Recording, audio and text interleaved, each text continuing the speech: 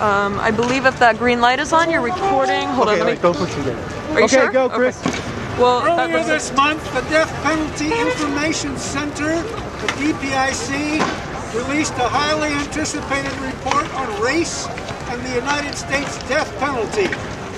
The 88-page document meticulously parses out the historical role of capital punishment in the U.S.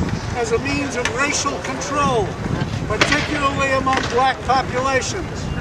It goes on to show how these origins in slavery and lynching have shaped the country's racially biased application of the death penalty today.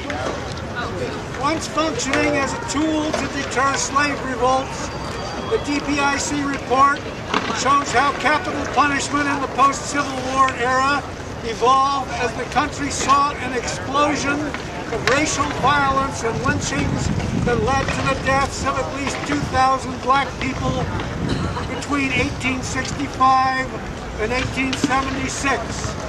As lynchings and other acts of vigilante justice grew more rampant, public officials began promoting state-sanctioned executions in an effort to curb the high rate of lynching. Today, capital punishment works in tandem with other hallmark practices of extreme punishment and mass incarceration to feed and perpetuate racial discrimination within the U.S. criminal legal system.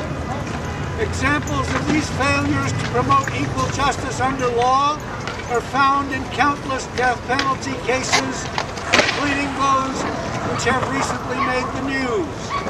On September 4th, 2020, after spending nearly 23 years on death row for a crime he did not commit, Curtis Flowers was cleared of all charges and became America's 171st death row exoneree since 1973. An African-American man, Mr. Flowers was first sentenced to death in 1997 for a quadruple murder. By the time of his exoneration, he had been tried 6 separate times by the same white prosecutor.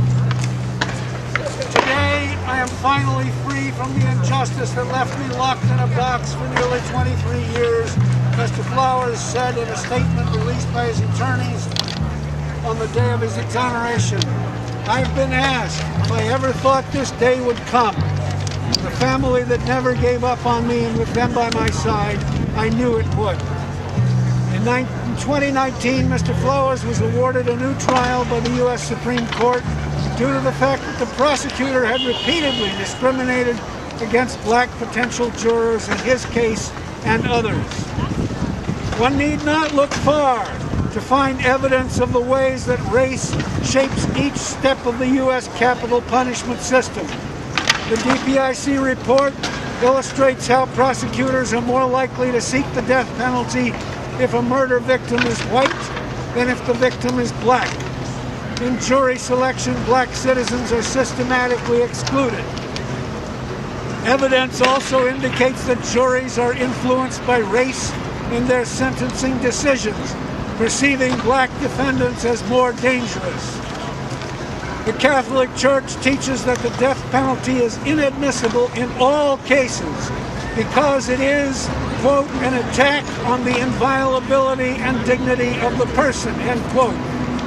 Even if application of the death penalty in the United States were reliably and equitably distributed, the Church's unconditionally pro-life ethic would still not condone its implementation.